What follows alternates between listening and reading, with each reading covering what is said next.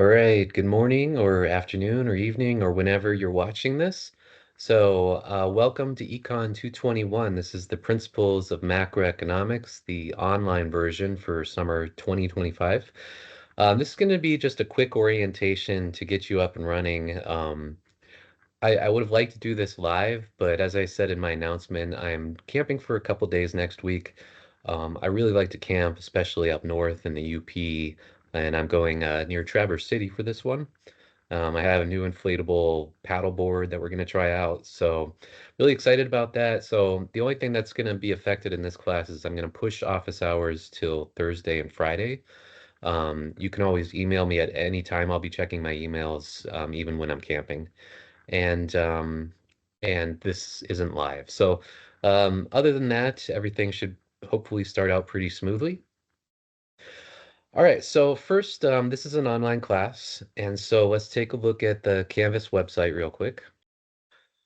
All right, so this is what it looks like. Hopefully you've taken a look before this video. And from the home screen, you can watch a short video I made a while ago, just describing my background. You can click on the syllabus, or you could start learning by clicking on this one. It also gives basic information like where my office is. I will be on campus for my office hours most of the time. And so I'm in Curtis 321 and I'll be there typically on Mondays and Wednesdays from 10 a.m. to 12 p.m. And here's my phone number, although most people don't phone these days. They either email me or sign up for office hours. Okay, so let's take a quick look at the syllabus. All right, so here's a quick description of the course. I'll just summarize it for you. This is a class about the economy. So economics, it has to do with individuals and firms on the micro level. So if you have a magnifying glass and focus in on the main decision makers in our country, that's microeconomics. This is macroeconomics, however, and that's looking at the big stuff. So it's like GDP, which is roughly how productive your country is. It's inflation, which you know about from the news the last few years, and it's unemployment. And it's also trade between nations, which of course has been a big headline in the news lately with all the stuff about tariffs. So that's the stuff we're going to focus on in this class.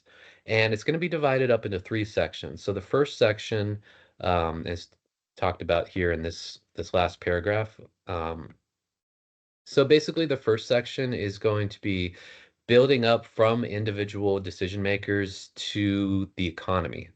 So it's an important moment in economics is when we started to combine those two and realize that stuff like GDP and unemployment, it's the aggregate effect of the decision makers of all these millions and billions of people on the planet. And so we have to start out by studying individuals and then work our way up to see how the economy reflects those decisions. So that's the first unit. In the second unit, we're going to be talking about the main statistics in macroeconomics, which I've already discussed, or at least mentioned, GDP, unemployment, and inflation. And so it's going to be a more statistically based unit. So if that's more your cup of tea than theoretical stuff, then that one you'll probably enjoy better than the first one. But then the third and final unit, it kind of combines the two. And we're going to use a model called aggregate demand and aggregate supply, which is a little different from the supply and demand model you might have heard about. And that's going to connect theory and statistics and move on to how does the government design policies to get us to the best outcome, which is low unemployment, stable inflation, and a growing GDP, at least according to kind of traditional economists. So that's how it's going to work. The key thing about this class is that it's online. So I don't know if you've had an online class before. They're difficult. They're a little bit more difficult than face-to-face classes. Um, I should say for some students, if you have really good self-discipline and you have a flexible schedule, then this should be a pretty nice format for you. If you have a hard time organizing your day and scheduling out what you're going to do, and you also have a lot of stuff on your plate at the moment, it might be kind of hard. So what I found is that you should expect to spend about 3 hours of work for every credit of an online class. So this is a 4 credit class. So you should expect to spend 12 hours on everything that's related to this class, watching the videos, reading, doing assignments, working on projects, stuff like that. So if you're only spending an hour a week and your grade's not looking too good, you should probably like redouble your efforts. Actually, you'd want to triple or maybe quadruple your efforts there to get up to kind of the recommended amount of time to spend on the week. Okay, so how this class is, how you're going to kind of stay on top of things. Every Monday, I'm going to have an email announcement, and I'm going to tell you about everything that's going to be due that week. So, for example, this Monday on June 30th, I'm going to tell you which assignments are due, and which part of this project I'll talk about is due, anything else that's due. And every week, everything is due on Sunday. So announcements Monday, you work all week whenever it fits your schedule, and then you turn everything in by Sunday.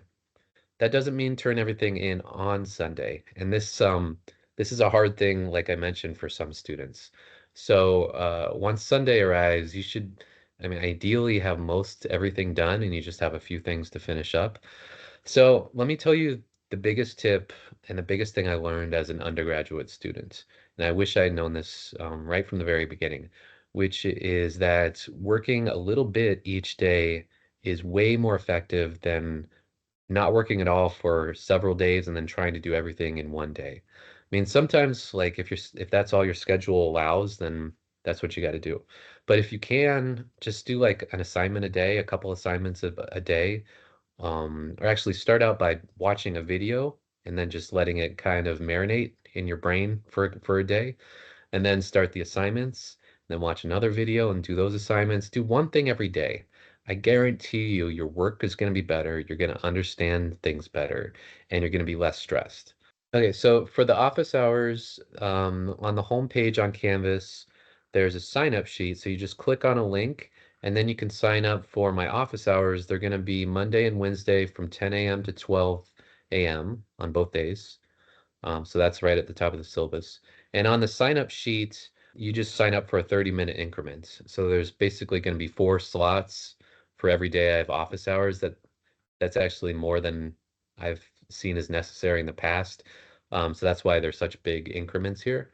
You can sign up for more than one if they're available, and that time's yours. I call them office hours. I want to call them like visiting hours. What I've seen from online classes in the past is that everybody chooses the online meeting because it's just more convenient, which is fine with me. So you sign up for this, and I'll see that you sign up, and I'll send you a link, and then we'll just meet at that time. Or if you happen to be on campus, we can do it that way too. And we can talk about anything related to college or the class, whatever you want. That's your time. Okay, so I just took I attended like a classroom thing for SVSU, and it's all about career readiness. And what I realized is that there's a lot of places in my classes where I can help prepare students for the job market that I haven't really considered in the past. So one of the things has to do with emails. So I added this section here. Um, we talked to employers about what skills they wanted. They talked a lot about communication, and there's communication in person, but more and more there's communication online. There's an etiquette to it. And the main way you're going to correspond to people on most jobs these days is through emails if you can't talk to them in person. And so you have to learn how to write a professional email. So I'm just going to make sure, or I'm going to help you practice that by requiring that your emails have the following things. So it needs to have a subject. So when you start a new email, there's the little space at the top. If you don't fill out a subject, it just says blank, and that doesn't look very good. So just keep it simple, like help on homework, question about grade, something like that. Next, in a professional kind of work-related email, you typically start out with a greeting or an opening and you don't just dive into something. So start out with like, Dear Dr. Meyer, hi Dr. Meyer, good morning, good afternoon, evening, dear professor, something like that. Now, when you've already emailed somebody or you know somebody, typically you can drop the kind of formalities for the next email, especially if they sign a response with their first name. So I'll sign all my emails Kevin. And so in the future, you can just write Dear Kevin if you want, but you can also use these more formal titles. After you write that, leave a space between the greeting and the main topic of your email. So the main topic, if your subject of your email doesn't include your class and section number, I'm going to need that in the main topic because I'm teaching a couple sections this summer. And then just get right to your point and make sure you use complete sentences. Don't write it like a text. I mean, you'd be surprised at how many students do that. And when you're done, end with something to sign off your email. Sincerely, best, thanks, or whatever you want. So I wrote an email. Imagine this as a filled out subject line about question about opportunity costs. And so here's the opening. Hi, Dr. Meyer. There's a space. They say their name and which class and section. Their name's Adam Smith. They're in Econ 33501. And then their topic is, I'm a little confused about opportunity costs and was hoping you could help me out. Unfortunately, I have to work during your office hours. Is there another time I could stop by for 10 to 15 minutes or possibly meet via Teams? And that's it. Then you just have the sign off. So they wrote thanks and then their name. So I mean, I know it seems very simple, but this very simple format is like 90% of students don't use it, and it's kind of expected in a professional setting. So here's the kind of, I wouldn't say punishment, but if you don't follow this, then you're going to get the following response. And I'm just going to copy and paste this if I see that you've missed something. So it says, hi there, your email doesn't contain one of the following: subject, opening, or greeting, followed by a space, your class or section number, complete sentences, and a sign off. And I'll be happy to respond to your email once all these elements are included. And if you email again and you're still missing something, you're going to get the same response, and you're going to keep getting it until everything is satisfied. Okay, the required materials for this class I mentioned in the announcement, but it's a free book, and I linked to all the relevant chapters on our website. You need to have Excel, you need to have the internet, you need a webcam, because you're going to need to record a couple videos, and you need access to the Alta homework system, which I'll talk about in a second. Okay, use of AI. So I know everybody uses ChatGPT these days. I use it too. It's incredibly helpful. I'll tell you, I like tried to turn on my sprinklers myself this year, and water started gushing out the side of my house. And it didn't make sense because I had followed directions. So I took a picture of what was happening and said, ChatGPT, what's up? Can you help me out? And it said, go get a 3/4 inch PVC cap from Home Depot. And it gave me like the price and everything. And that's all I needed. Somebody had forgot to put a cap on it. I swear it wasn't me. But so yeah, use ChatGPT to help you out in life. And I think it's not only something that's helpful, it's going to be a necessary job skill going forward. But you can't have it create something and then pass it off on your own. And I've been following and practicing and learning about AI for years and years now, and I've become pretty good at identifying stuff that's just purely Chat GPT. And so if you write something and try and pass it off on as your own, which there aren't going to be a lot of opportunities to do that in this class, but that assignment's going to result in a 0. And if you do it again, then you're going to fail the class. It's just the same thing as like in the past, people would find papers. I mean, they probably still do. They'd find papers online and then just say that they're their own and turn them in. It's the same thing. It's not your work. You didn't demonstrate learning anything. So there's some disciplinary action for that. All right, so let's talk about what you're going to do in this class. There's going to be, let me kind of go down to all the different subjects or the items.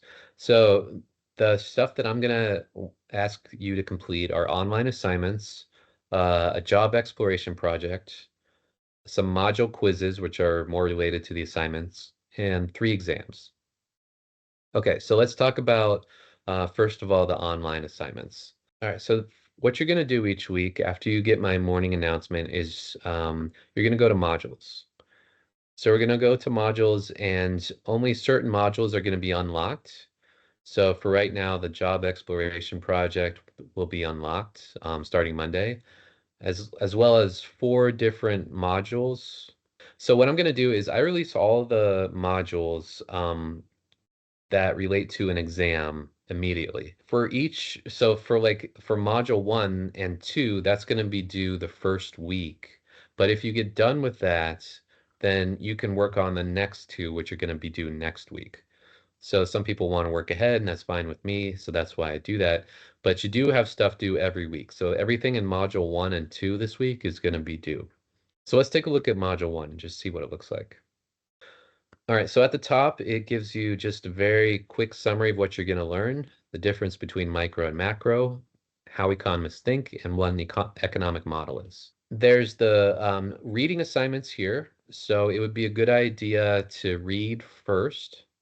In any class, what I learned as an undergraduate is read the book before, like a lecture or a video, and then you feel like a genius when you're in class and watching because you kind of know everything, but the video will help cement it. And so the links to the book that we're going to use, I can show you the book here. So this is the book. It's very concise. Like this is chapter 1.1. It's basically one web page. And so it doesn't take too long to get through a chapter of the book. Some of them are a little longer than others. So let me click on 1.2. So this one's really quick. It just describes microeconomics, macroeconomics. So I would not skip the readings because they're not going to take a lot of time. And if you can learn something in multiple ways, that's going to make it easier for you down the line. So the first thing that you're going to do is read these assignments. Like I said, there's 6 of them here for this week, but I wouldn't expect them to take more than maybe an hour or two to read that stuff. And then after that, I help you understand these things by making lecture videos. And this is kind of the main way to learn stuff from this class. So for most subjects, I break them down into like 10 to 15-minute videos. That's why sometimes there's a lot of them, but usually they're not too long. And I give you a little summary of what you're going to learn in each video.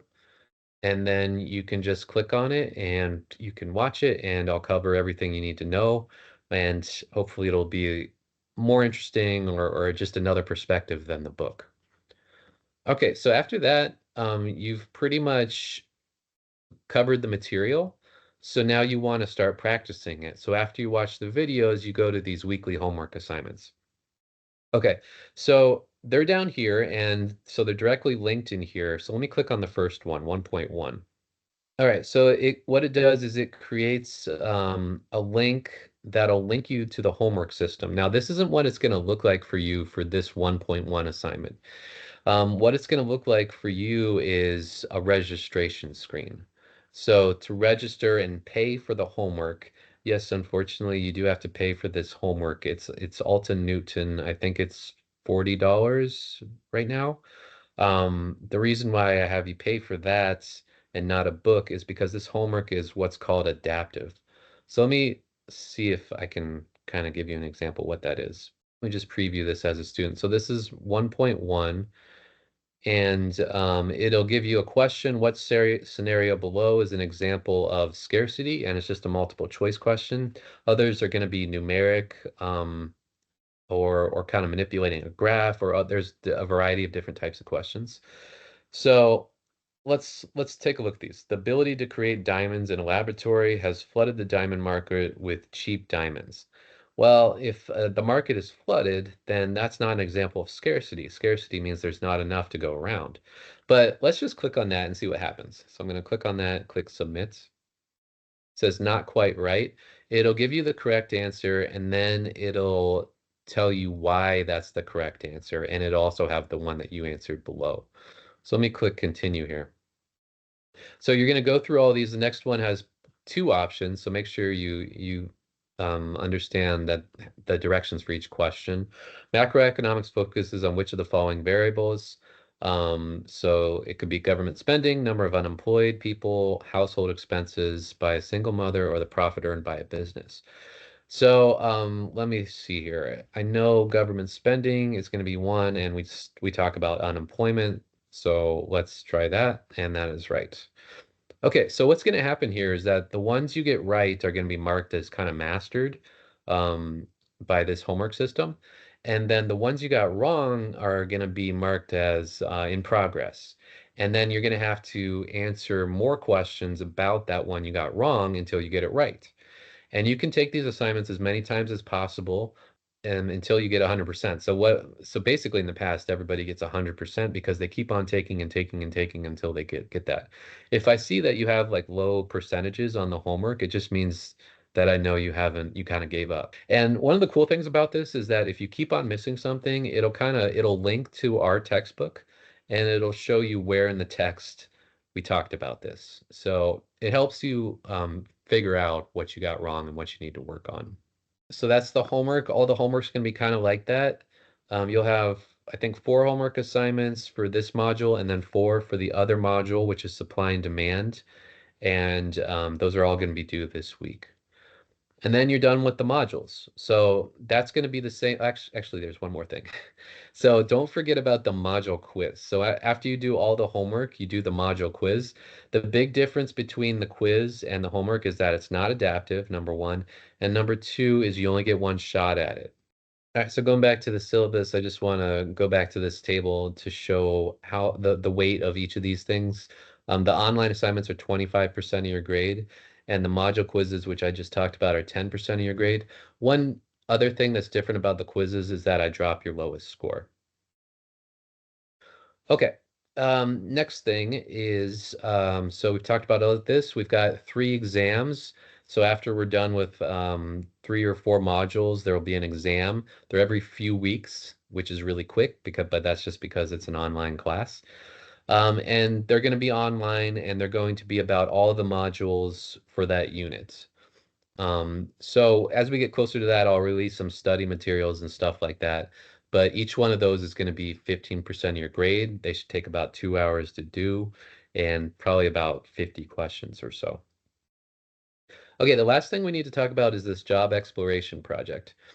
Okay, so like I said, I really want to introduce career readiness into all my classes. And I was trying to think about different ways to do that. And one of the things I changed about this class is I made this project the job exploration project. Before I had people study like the economy of the US or a random country, but I think this will be more interesting because it's going to be information that's going to be really helpful for yourself to figure out kind of what your career expectations are.